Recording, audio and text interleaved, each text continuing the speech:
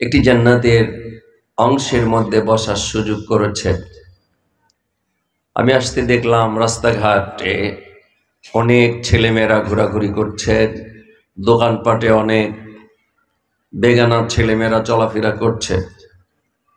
তার মধ্যে থেকে আল্লাহ পাক আপনাদেরকে সেভ করে একটি জান্নাতের একটি অংশের মধ্যে বসার সুযোগ করেছেন। এখানে আছে রহমতি একটি প্রোগ্রাম, ওই পাশেই হচ্ছে শয়তানি প্রোগ্রাম। আমি সকলকে বিনয়ের সাথে স্নেহাস্পদ ছোট্ট মণিদেরকে মাহফিল আসার জন্য বিশেষভাবে অনুরোধ করছি। মেয়েদের প্রোগ্রাম তো আগামীকালকে, ওনারা আসছেন কেন? আমাদের জালসাতে, আমাদের প্রতিষ্ঠানগুলোতে আমরা মাস সমাবেশ যেটা হয়, ছেলেদেরকে আমরা সেখানে আসতে দেই না। ছেলেদের জন্য আলাদা, মেয়েদের জন্য আলাদা। কিন্তু আপনারা উভয় দিক দিয়ে সওয়াব কামাচ্ছেন। আস্তাগফিরুল্লাহিল আযীম। আমি এই পরিবেশ যেন এরকম না থাকে, পরিবেশকে ফেভারে আনার জন্য আল্লাহর সাহায্য আপনাদের বিবেক কামনা করছি। আল্লাহ তৌফিক দান করুক, করছি আমিন। আমরা মহান আল্লাহ পাকের দরবারে শুকরগুজার করি, যিনি আমাদেরকে বেঁচে রেখেছেন। আমাদেরকে অসংখ্য নিয়ামত আল্লাহ পাক দিয়েছে। সেই নিয়ামতকে দেখে, খেয়ে, পান করে আল্লাহ পাকের জান্নাতি বাগানে বসার সুযোগ করেছেন। কথা বলার, কথা শোনার, পড়ছি না আলহামদুলিল্লাহ। দুরুদ ও সালাত ওই নবীর উপর, যেই নবী হলেন গোটা নবীদের নবী, যে নবীকে আল্লাহ তাআলা পৃথিবীতে দুইটি সফর করিয়েছিলেন। একটি হলো মক্কা থেকে মদিনার একটা সফর, সেই সফরের সঙ্গে ছিলেন আবু বকর। আর মক্কা থেকে আল্লাহ পাক আর একটা সফর রসুলকে ডেকে নিয়েছিলেন। সেই সফরটার নাম হলো মেরাজের সফর, যার সাথে ছিলেন হযরতে জিবরিল রুহুল আমিন সহ ৭০,০০০ রহমতের ফেরেশতা। আপনারা সেই মাসেই এই প্রোগ্রামটা করেছেন। সেই নবীর পরপরই আল্লাহ পাকের নবী সেখানে যান নাই, আল্লাহ তাকে ডেকে নিয়েছেন। কথাটা খুব বিবেক দিয়ে বোঝার চেষ্টা করবেন। এটা একটা ক্লাস। এই ক্লাসের যে দামিয়া ক্লাস পৃথিবীতে আর একটিও নেই। সুবহানাল্লাহ। তো আল্লাহ পাক গোটা বিশ্বের কায়নাতের যিনাকে নবী করেছিলেন, তিনি আমার আর আপনার নবী মুহাম্মদুর, পড়েন না মুহাম্মদুর রাসূলুল্লাহ, সকলেই পড়ি সাল্লাল্লাহু আলাইহি ওয়াসাল্লাম। সম্মানিত ভাইরা, আমি আপনাদের সামনে বিশ্বনন্দিত মহাগ্রন্থ আল কোরআনুল হাকিমের সূরাতুন নূরের একটি আয়াতে কারিমা তেলাওয়াত করেছি এবং আপনাদের নবীর মুখের একটি হাদিসের অংশ তেলাওয়াত করেছি। এর উপরে আলোচনা রাখবো ইনশাআল্লাহ। এই পৃথিবীতে আল্লাহ তাআলা দুটি দলে মানুষকে বিভক্ত করেছেন। বলেন তো কয়টা? একটি দল হলো হিজবুল্লাহ, আল্লাহর দল। আরেকটা দল হলো হিজবুশ শয়তান, তাগুত। তাহলে আমরা কোন দলে? আল্লাহর দল না শয়তানের দল? কথা বলেন।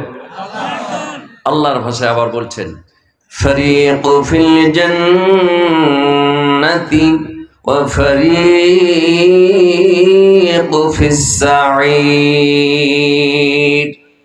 আল্লাহ পাক বলেন হিজবুল্লাহর দল হলো জান্নাতি, বলেন সুবহানাল্লাহ। আর একটা দল, ওরা হলো তাগুত, ওরা হলো জাহান্নামের দল। এটাকে আইডেন্টিফাই করার জন্য আপনাদের, that is the decision is your, সিদ্ধান্ত আপনারা নেবেন। আমি মৌলিক কথার দিকে যেতে চাই ভূমিকা না বাড়িয়ে। এই পৃথিবীতে বর্তমান বিশ্বে প্রায় ৯০০ কোটি মানুষ বেশি এখন বর্তমান বিশ্বের, কিন্তু কত মানুষ মারা গেছেন এই হিসাব পৃথিবীর কেউ রাখেন নাই, কোন সরকারও রাখেন নাই, জাতিসংঘ রাখেন নাই। কত মানুষ মারা গেছেন, কত মানুষ যে মারা গেছেন একজনের কাছে লিপিবদ্ধ আছেন, তিনি কে? কথা বলেন। আল্লাহ রাব্বুল আলামিন বলেন, বান্দারে ফেরেশতাদের সাথে চ্যালেঞ্জ ছুড়ে দিলাম, তোমাদের কি বানানো নিষেধ করেছিল? পৃথিবীতে আপনি মানুষ বানাবেন না, কিন্তু তাদের কথা আমি নেই নাই। এই পৃথিবীতে ফেরেশতাদের সঙ্গে চ্যালেঞ্জ দিয়ে আমি তোমাদেরকে দুনিয়ার বুকে প্রেরণ করলাম। আমার লক্ষ্য উদ্দেশ্য একটা ছিল। সেই উদ্দেশ্যের লক্ষ্য ছিল পৃথিবীতে আদম সন্তানেরা আমাকে আল্লাহ বলে তারা মেনে নিবে। সুবহানাল্লাহ পড়ে আরেকবার। আল্লাহ যুগে যুগে অসংখ্য নবীদেরকে পাঠিয়েছিলেন। নবীরা এসে তারা জাতির কাছে একই দাওয়াত দিয়েছিলেন, অভিন্ন দাওয়াত। নবীদেরকে আল্লাহ তাআলা ওহীর জ্ঞান দিয়ে গোটা জাতির কাছে পাঠিয়েছিলেন।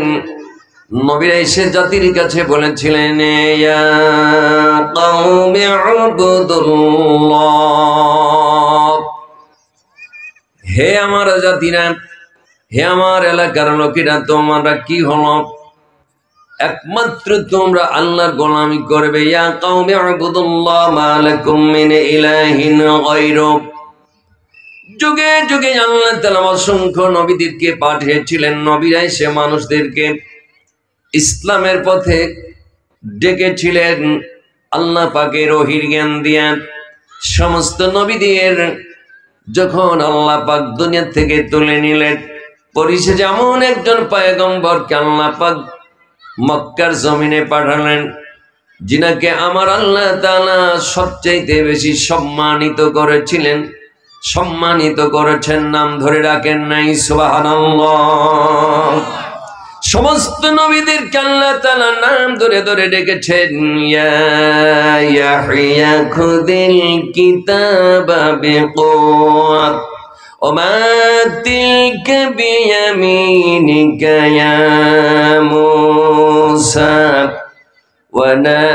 وناديناه أن يا إبراهيم قد صدقت الرؤيا إنا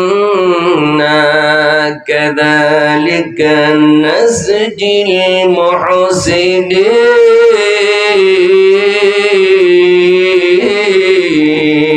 المحسنين।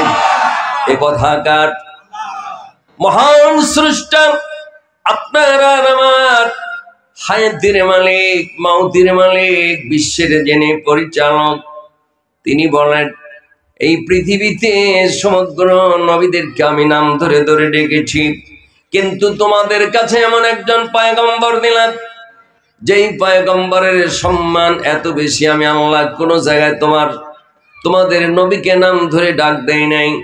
ডাকার যখন প্রয়োজন হয়েছে মুসাম্মিল বলে ডেকেছি, মুদ্দাসসির বলে ডেকেছি, তাহা বলে ডেকেছি, ইয়াসিন বলে ডেকেছি। সুবহানাল্লাহ পড়ে।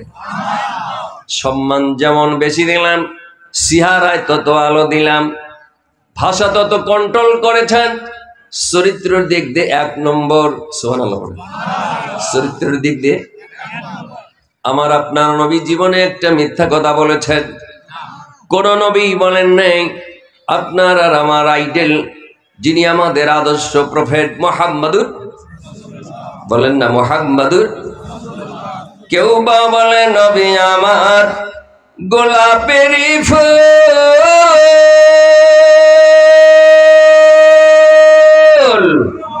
কেউ বা বলে নবী আমার নূরের পুতুল। তিনি নাইকো গোলাপ নাইকো পুতুল, তিনি রাসূলুল্লাহ। ইয়া মুহাম্মদ মুস্তাফা নবী সাল্লি আলা শাফাআতের কান্ডারি মদিনাওয়ালা। ইয়া মুহাম্মদ মুস্তাফা নবী সাল্লি আলা। জোরে কন্না মারহাবা। আল্লাহ তাআলা আপনার আমার নবীকে এত সম্মানিত করলেন, সম্মানিত নাম ধরে ডাকলেন না, সম্মানিত ভাবে আল্লাহ পাক তাকে চুজ করেছিলেন।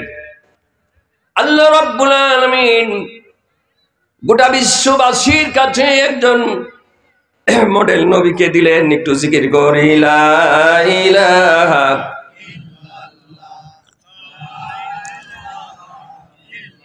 লা ইলাহা মুহাম্মাদুর রাসূলুল্লাহ। জোরে বলেন সাল্লাল্লাহু। আল্লাহ তাআলা আপনার নবীকে পাঠালেন মক্কায়। জোরে বলেন কোথায়? আরো জোরে বলেন মক্কা। মক্কায় সবচাইতে সম্মানিত একটি ঘর, ঘরটার নাম হলো কাবা ঘর। জোরে বলুন কি ঘর? ঘরটার নাম ইন্না আওয়ালা উদিয়া লিন্নাস আল্লাযী বিবাক্কাতে মুবারাকা। বরকত দিয়ে ভরা যেই ঘরের উপরে রাত দিন 120টা রহমত আল্লাহ পাক নাজিল করেন। জোরে বলুন সুবহানাল্লাহ। কয়টা রহমত? কতটা? কেন বলছি আপনাদেরকে? যেটা আজকে মসজিদের উদ্যোগে, মসজিদের জালসা, দুনিয়ার সর্বপ্রথম ইবাদতের জন্য ঘর মানুষের, সেই ঘর হলো কাবা ঘর। কি ঘর? কাবা ঘরের উপরে রাত দিন 120টা রহমত আল্লাহ পাক নাজিল করেন। বলুন না সুবহানাল্লাহ। 120টা রহমতের মধ্যে যারা তাওয়াফ করে, আল্লাহর ঘর প্রদক্ষিণ করে, তাদের উপরে 7টা। কন্যা সুবহানাল্লাহ। কাবার তাওয়াফ করে মাকামে ইব্রাহিম নামে একটা জায়গা আছেন, যারা হজে গেছেন তারা জানেন। ইব্রাহিম আলাইহিস সালাতু ওয়াস সালামের পায়ের ছাপ এখনো আছেন। বলুন না সুবহানাল্লাহ। হুজুর সাল্লাল্লাহু আলাইহি সাল্লাম কাবা ঘর তাওয়াফ করে সাহাবীদের সাথে ছিলেন। বললেন কাবার তাওয়াফ শেষ 2 রাকাত নামাজ আদায় করতে হবে। কাবার হেরেমের মধ্যে 1 রাকাত নামাজ আদায় করলে 1 লক্ষ রাকাত নামাজ পড়ার সমান সওয়াব আল্লাহ দিয়ে দেন। আপনাদের সুবহানাল্লাহ বলতে মনে হচ্ছে কষ্ট হচ্ছে? এটা তো জান্নাতের জায়গা, এটা তো পার্ট অফ হ্যাভেন। কন্যা সুবহানাল্লাহ। দেখবেন এই বিকল্প ধারায় যারা চলাফেরা করে, যারা বিভিন্ন মাজারে যায়, মাজার পূজারি আছে না কিছু? আপনাদের এলাকায় মনে বলরামপুরে নেই মাজার পূজারি? যে সব লোক নামাজ কালামও ঠিক মতো পড়ে না, সেখানে তাদের দয়াল বাবা, তালা বাবা, ল্যাংটা বাবা, আর যত বাবা কুষ্টিয়া গেলেই বেশি। কথা কয় না? এদিকে চিটাগাং, এদিকে লালন সেতু পার হলেই সোলেমান বাবা, ল্যাংটা বাবা, রবি ঠাকুর বাবা, লালনের বাবা আছে না নেই? এই বাবার অভাব নাই, জটের অভাব নাই, এরপরে আপনার বাদ্যযন্ত্রের অভাব নাই। যেখানে পুলিশ মানুষের সাথে দাঁড়া থাকতেছে, আপনার কেজি কেজি গাঁজা একসাথে খাতেছে, গানের অভাব নাই, মেয়ে লোক বেটা চল একসাথে। আমি নিজে চোখে বহুতবার দেখেছি, অনেকবার গেছি, জালসা যাওয়ার পথে দেখেছি। আল্লাহু আকবার, নাউজুবিল্লাহ। মসজিদে নামাজের সময় নামাজ নাই, লালনের মাজারে যায় সেজদা দিয়ে পড়ে থাকে। সুবহানাল্লাহ কর। হ্যাঁ, আবার তাদের গান ভাইরাল করে তারা গোটা জাতিকে জানা দেয়, বাবা তোমার দরবারে সব পাগলের খেলা, হরেক রকম কে হরেক রকম পাগল দিয়া মেলাইছো মেলা। ও বাবা আছে না?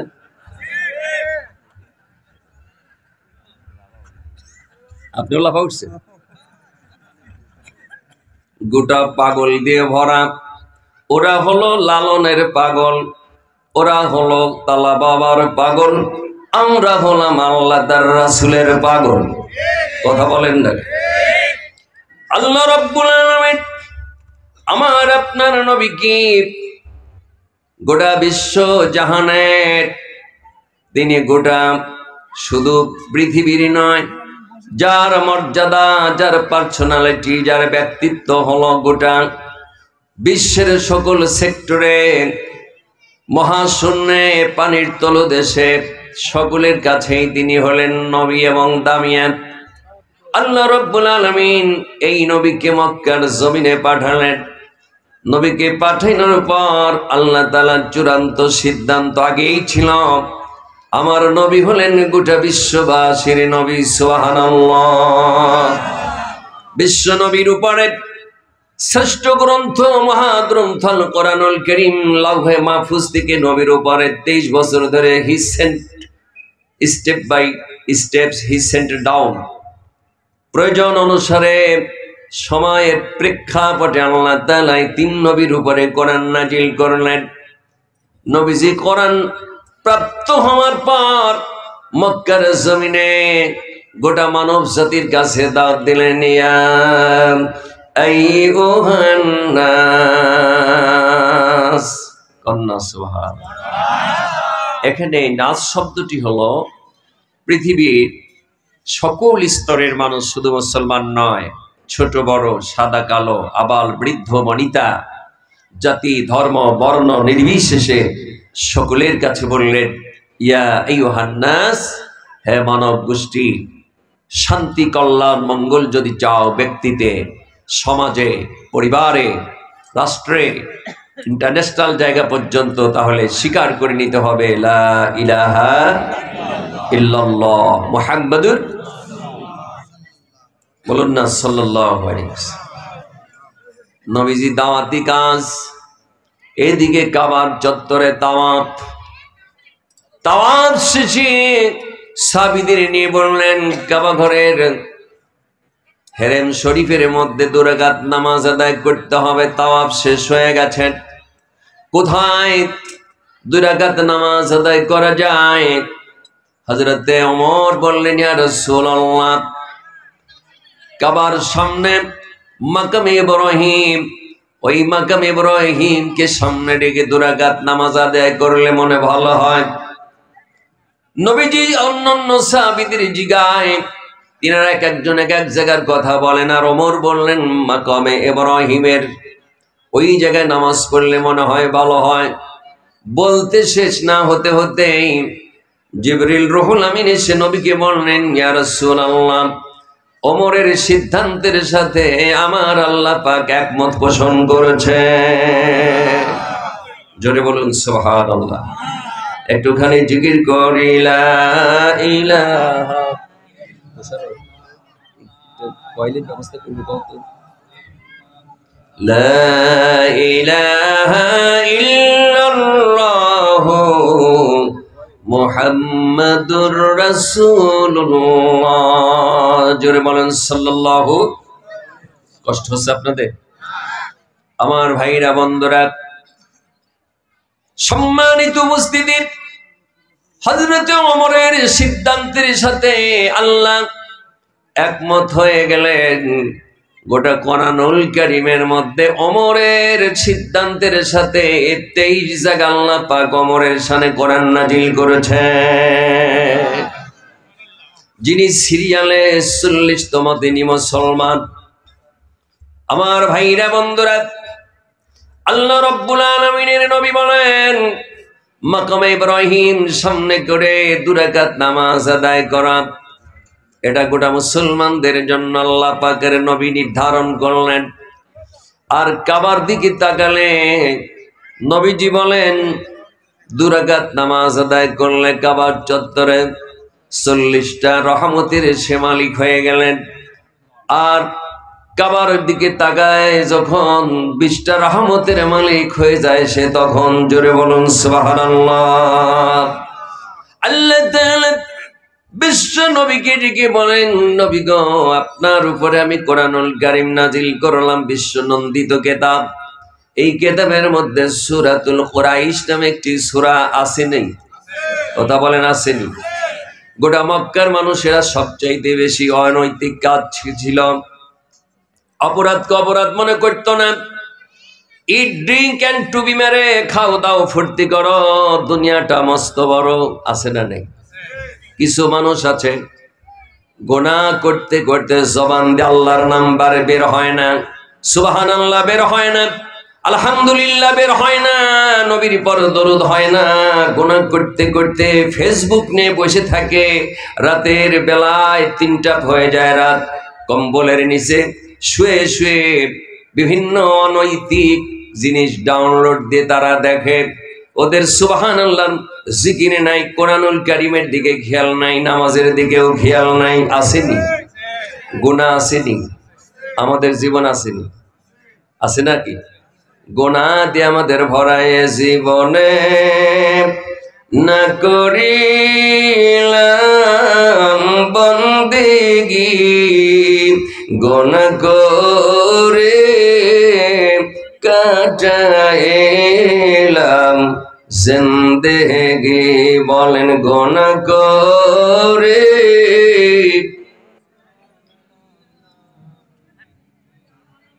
কষ্ট হচ্ছে মনে হয়, এগুলো পড়া যায় না। গোনা করেছি আর তো গোনা করব না, দয়া করে মাফ করে দেন রব্বানা, দয়া করে মাফ করে দেন। সকলের দরজা হইতে ফিরিয়া অবশেষে তোমার দরজায় রইলাম পড়িয়া, অবশেষে তোমার দরজায় রইলাম পড়িয়া।